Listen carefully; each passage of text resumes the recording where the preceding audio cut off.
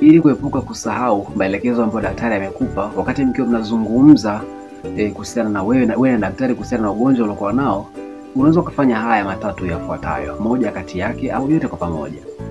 Unaweza ukaenda na mtu ambaye unamwamini, ambaye anakusaidia katika kutunza kumbukumbu zako, na hii ni katika wakati ambao pengine hali yako ya kiafya, ugonjwa uliokuwa nao unakusababisha ushindwe kufanya mambo ya msingi kama kuzungumza na daktari vizuri.